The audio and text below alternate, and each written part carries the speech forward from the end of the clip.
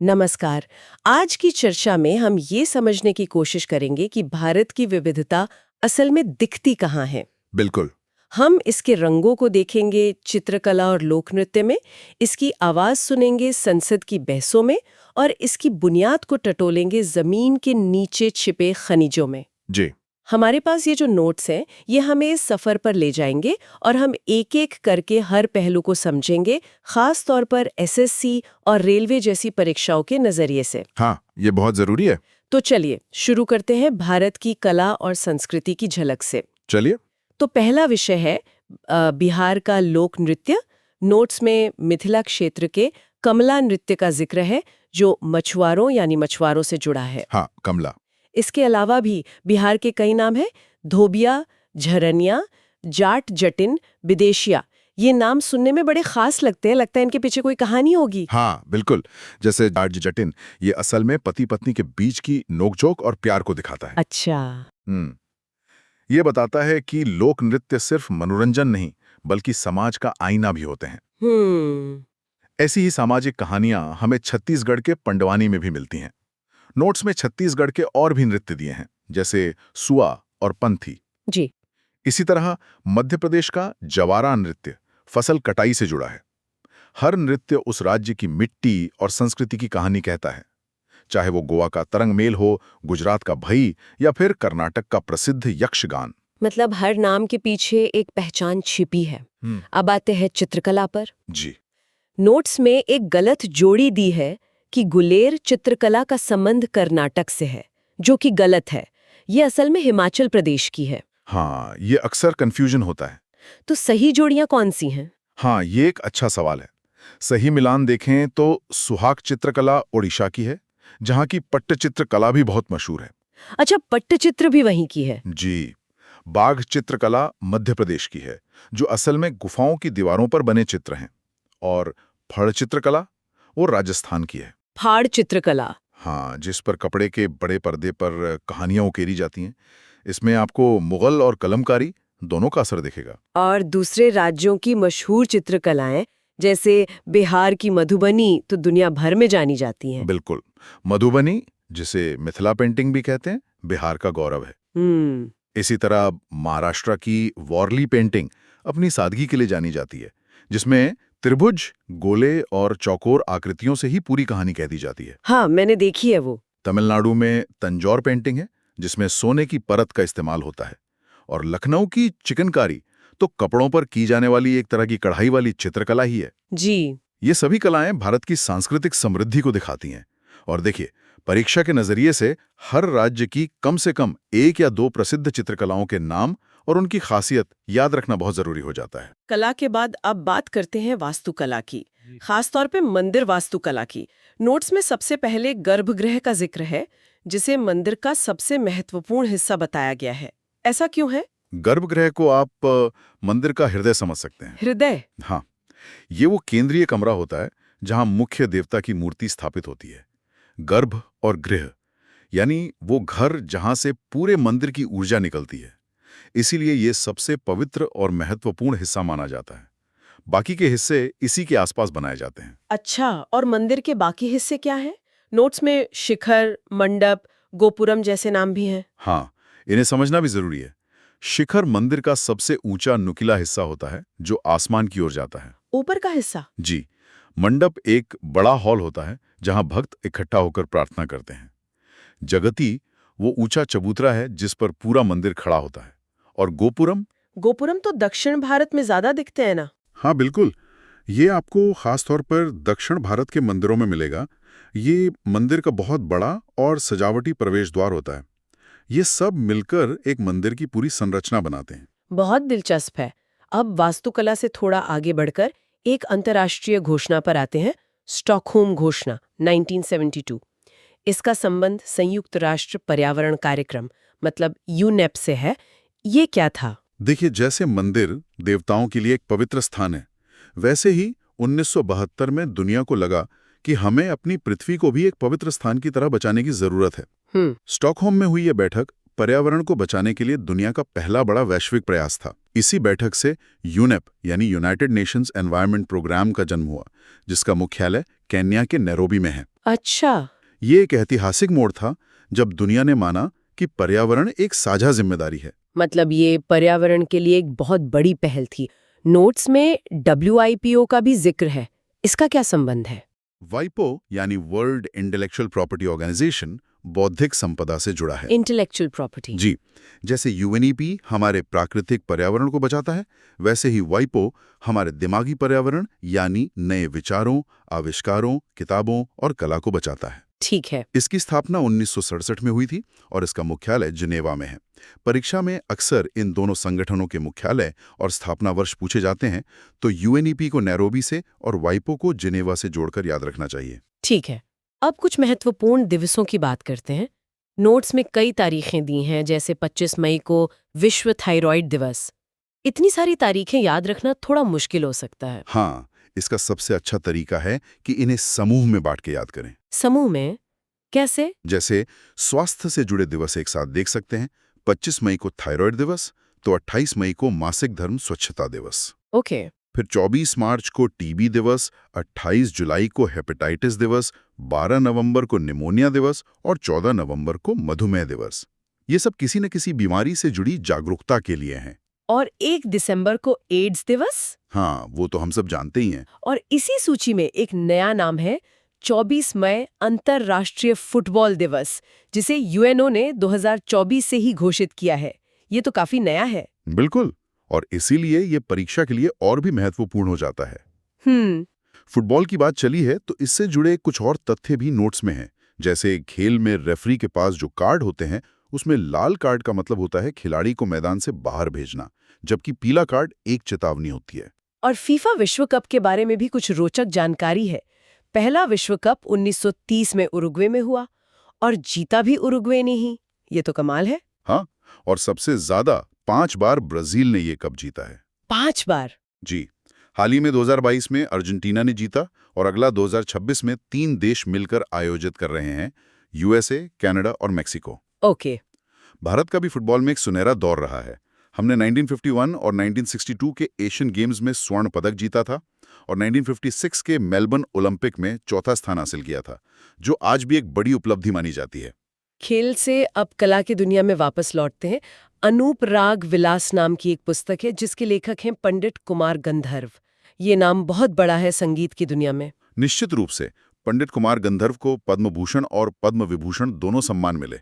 वो अपनी अनूठी गायकी के लिए जाने जाते थे। जी। नोट्स में कुछ और महान संगीतकारों और उनकी रचनाओं का भी जिक्र है, जैसे पंडित रविशंकर की आत्मकथा है my music my life. My music my life. हाँ, शिव कुमार शर्मा जो संतूर वादक थे, उनकी किताब है जर्नी विथ 100 स्ट्रिंग्स और RD बर्मन पर लिखी गई किताब का नाम पंचम है। यह तो संगीत और साहित्य का सुंदर मेल है। अब कला से देश चलाने की कला यानी राजनीति पर आते हैं। जी, संसद। विषय है भारतीय संसद की संरचना। मुझे हमेशा से एक बात थोड़ी कंफ्यूजिंग लगती है। हम कहते हैं संसद के 3 अंग हैं, राष्ट्रपति, लोकसभा, राज्यसभा, लेकिन सदन सिर्फ 2 ही हैं। क्या आप इसे आसान भाषा में समझा सकते हैं? ये बहुत अच्छा सवाल है। इसे ऐसे समझिए कि कोई भी कानून बनने की प्रक्रिया एक टीम वर्क है। Team work. हाँ, लोकसभा और राज्यसभा वो 2 टीमें हैं जो बहस करती हैं और बिल पास करती हैं। लेकिन वो बिल तब तक कानून नहीं बनता जब तक रेफरी यानी राष्ट्रपति उस पर अपनी मोहर न लगा दें। अच्छा। इसीलिए राष्ट्रपति संसद की कार्यवाही का हिस्सा न होते हुए भी संसद का एक अभिन्न अंग है। इसलिए अंग 3 पर सदन 2। वाह, ये तो बहुत आसानी से समझ आ गया। और इनके अनुच्छेदों के बारे में क्या? 79, 80, 81। इन्हें याद रखने का एक बहुत ही सरल तरीका है। एक शब्द याद रखिए, सरल। सरल? हाँ, सरल। स से संसद अनुच्छेद 79, र से राज्यसभा अनुच्छेद 80 और ल से लोकसभा अनुच्छेद 81। ये तो बहुत बढ़िया ट्रिक है। और राज्यसभा बड़ों का सदन है, इसलिए सदस्य बनने की न्यूनतम आयु 30 साल है और लोकसभा के लिए ये 25 साल है। ये ट्रिक तो बहुत काम की है। संसद से जुड़े कुछ और महत्वपूर्ण अनुच्छेदों का भी जिक्र है, जैसे अनुच्छेद 85 और 87। हाँ, अनुच्छेद 85 राष्ट्रपति को संसद का सत्र बुलाने, सत्र समाप्त करने और लोकसभा को भंग करने की शक्ति देता है। ओके। अनुच्छेद 87 राष्ट्रपति के विशेष अभिभाषण से जुड़ा है, जो वो हर आम चुनाव के बाद पहले सत्र में और हर साल के पहले सत्र में देते हैं। इसी तरह अनुच्छेद 93 लोकसभा अध्यक्ष यानी स्पीकर और उपाध्यक्ष के पद की बात करता है, और अनुच्छेद 105 सांसदों के विशेषाधिकारों की, यानी उन्हें संसद में बोलने की आजादी और कुछ कानूनी छूट देता है। और नोट्स में नीलम संजीव रेड्डी का नाम खास तौर पर लिखा है, क्यों? क्योंकि वो भारतीय राजनीति के इतिहास में एकमात्र ऐसे व्यक्ति हैं जो लोकसभा के अध्यक्ष भी रहे और बाद में भारत के राष्ट्रपति भी बने। अच्छा, दोनों पदों पर? जी, ये एक अनोखा कीर्तिमान है। लोकसभा अध्यक्ष से जुड़े कुछ और तथ्य भी हैं, जैसे सबसे लंबा कार्यकाल बलराम जाखड़ का था और पहले अध्यक्ष जीवी मावलंकर थे। पहली महिला अध्यक्ष मीरा कुमार थीं। ये सब पहले और एकमात्र वाले तथ्य परीक्षाओं में अक्सर पूछे जाते हैं। अब लोकसभा की सीटों के गणित को समझते हैं। नोट्स में बताया गया है कि केंद्र शासित प्रदेशों से अधिकतम 20 सदस्य हो सकते हैं। अभी कितने हैं? अभी की स्थिति देखें तो कुल 543 सीटों में से 530 राज्यों से हैं और 13 केंद्र शासित प्रदेशों से। सिर्फ 13? जी, इसमें भी अनुसूचित जाति यानी एससी के लिए 84 और अनुसूचित जनजाति एसटी के लिए 47 सीटें आरक्षित हैं। यह आरक्षण सामाजिक समानता सुनिश्चित करने के लिए है। और हाँ, किस राज्य में कितनी सीटें होंगी ये 1971 की जनगणना के आधार पर तय है, जिसे परिसीमन आयोग समय समय पर देखता है। सबसे ज्यादा सीटें तो उत्तर प्रदेश में है 80, और कुछ राज्यों में सिर्फ 1-1। ये अंतर इतना बड़ा क्यों है? ये सीधा सीधा जनसंख्या पर आधारित है। एक व्यक्ति, एक वोट, एक मूल्य का सिद्धांत। अच्छा। जिस राज्य की जनसंख्या जितनी ज्यादा, वहां उतनी ज्यादा सीटें। इसीलिए यूपी में 80 हैं, तो मिजोरम, नागालैंड और सिक्किम जैसे छोटे राज्यों में सिर्फ 1-1 सीट है। समझ गए। अब एक और प्रक्रिया की बात करते हैं, लोकसभा में विधेयक पर बहस। नोट्स कहते हैं कि आम बहस द्वितीय वाचन यानी सेकंड रीडिंग में होती है। ये प्रक्रिया क्या है? किसी भी बिल के कानून बनने के 3 चरण होते हैं, जिन्हें 3 वाचन कहते हैं। इसे ऐसे समझें। जी। इसमें बस बिल को सदन में पेश किया जाता है और उसके उद्देश्य बताए जाते हैं। ये एक तरह से ट्रेलर है। ट्रेलर, ठीक है। ये पूरी फिल्म है। इस पर सबसे ज्यादा और विस्तृत बहस होती है। बिल के हर क्लॉज पर चर्चा होती है, संशोधन पेश किए जाते हैं। तो सारी बहस इसी में होती है। हाँ। और तीसरा वाचन, ये क्लाइमैक्स है। अब तक सारी बहस हो चुकी होती है। इस चरण में सिर्फ ये तय करने के लिए वोटिंग होती है कि बिल को पास किया जाए या नहीं। तो असली बहस और मंथन हमेशा दूसरे वाचन में ही होता है। अब राजनीति से इतिहास की ओर चलते हैं। स्वदेशी आंदोलन। नोट्स में एक नया नाम है भोलानाथ चंद्र, जिन्हें इस आंदोलन का पहला विचारक बताया गया है।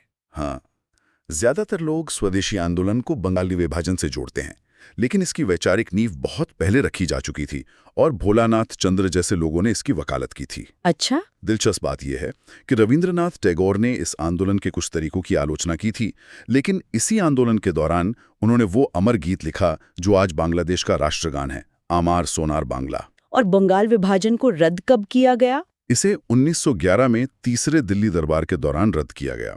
उस समय ब्रिटेन के राजा जॉर्ज पंचम भारत आए थे।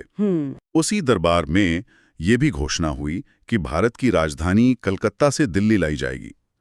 तो विभाजन रद्द 1911 में हुआ और बंगाल का एकीकरण और राजधानी का स्थानांतरण 1912 में पूरा हुआ। अब बात करते हैं मुस्लिम लीग की। इसकी स्थापना 1906 में ढाका में हुई, लेकिन 1907 में इसका अधिवेशन कराची में क्यों हुआ?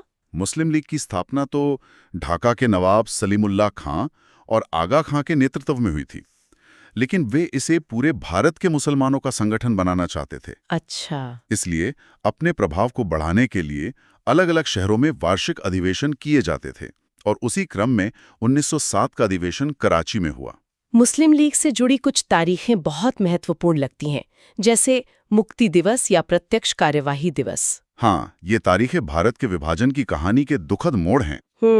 22 दिसंबर 1939 को जब कांग्रेस की प्रांतीय सरकारों ने इस्तीफा दिया तो लीग ने मुक्ति दिवस मनाया और 16 अगस्त 1940 को प्रत्यक्ष कार्यवाही दिवस का आह्वान किया गया, जिसके कारण देश में भयानक दंगे हुए। ये तारीखें उस बढ़ते हुए राजनीतिक मतभेद को दिखाती हैं जो अंततः विभाजन का कारण बना।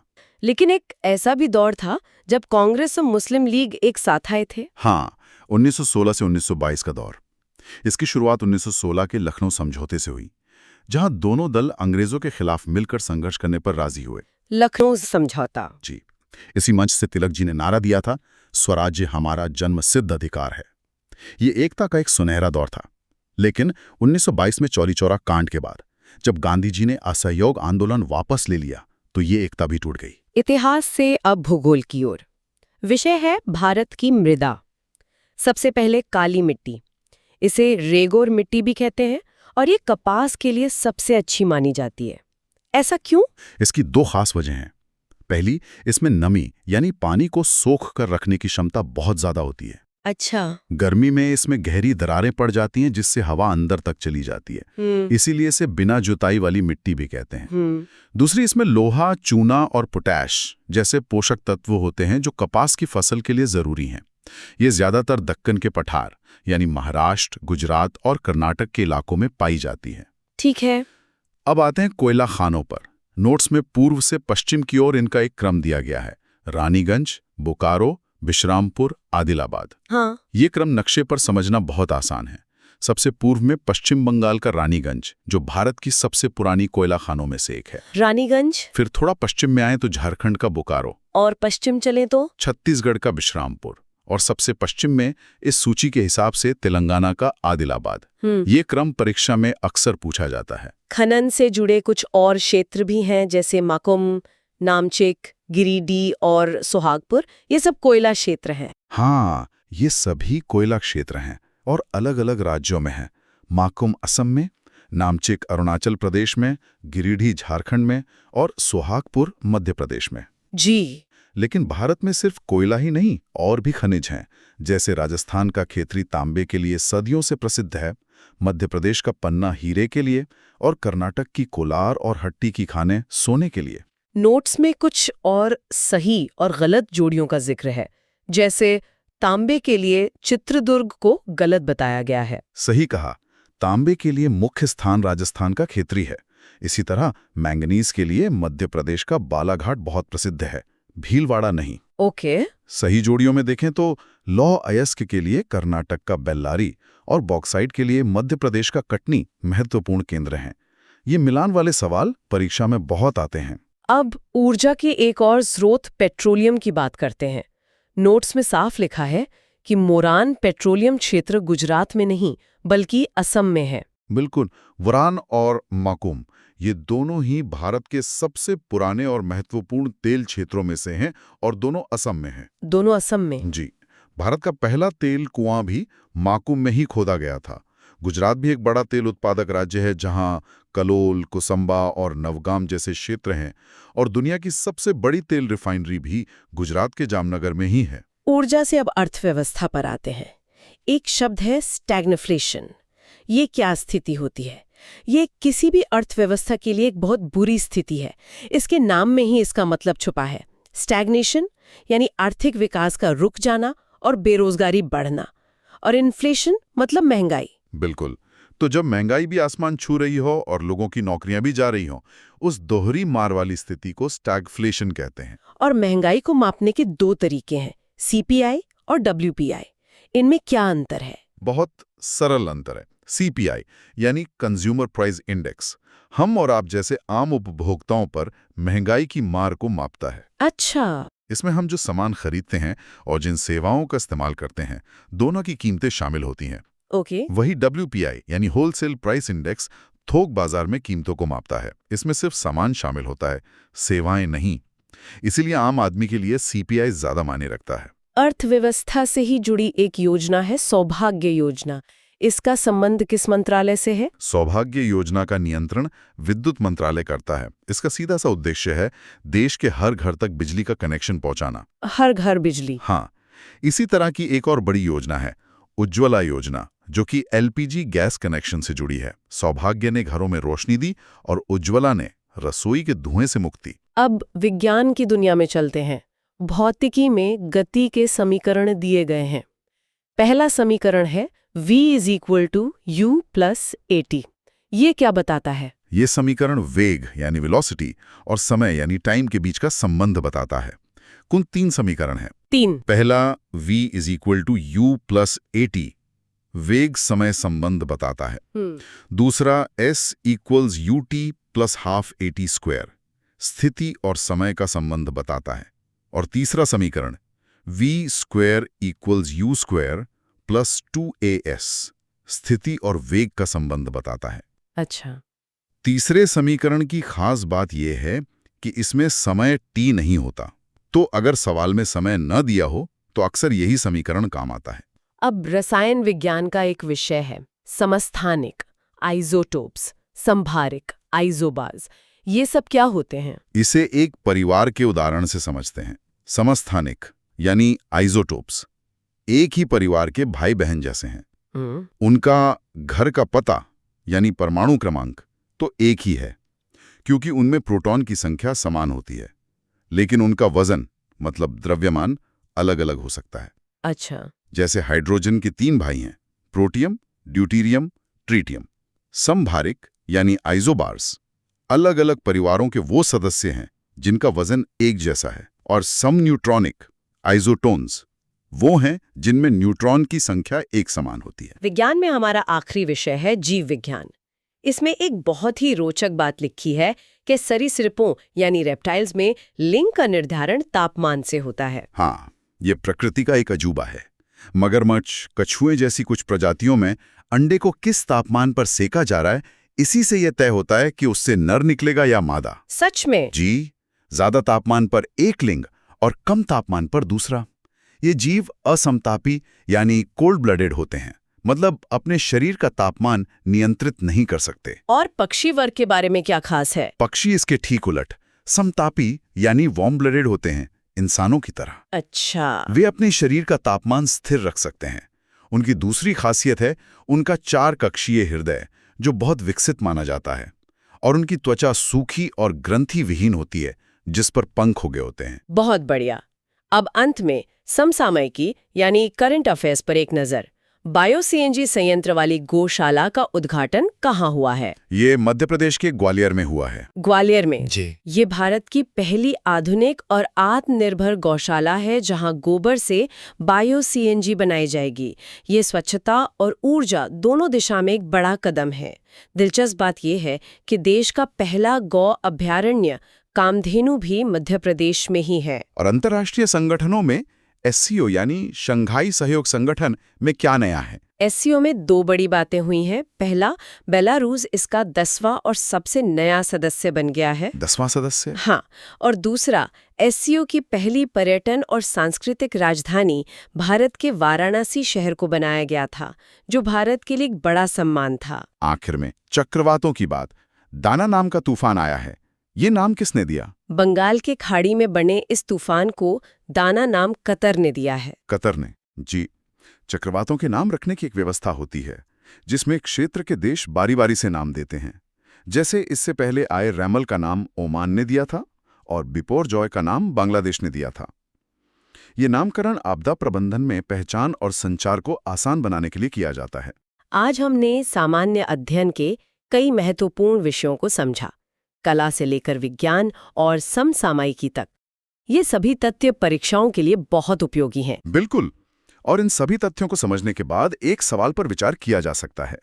जिस तरह तकनीक और पर्यावरण बदल रहे हैं और हमने देखा कि स्टॉकहोम घोषणा जैसी पहल हुई, क्या भविष्य में हमें नए तरह के अंतर्राष्ट्रीय संगठनों की जरूरत पड़ेगी जो सिर्फ पर्यावरण या अर्थव्यवस्था पर नहीं, बल्कि आर्टिफिशियल इंटेलिजेंस और पर्यावरण पर पड़ने वाले उसके असर जैसे मिले-जुले मुद्दों पर ध्यान दें?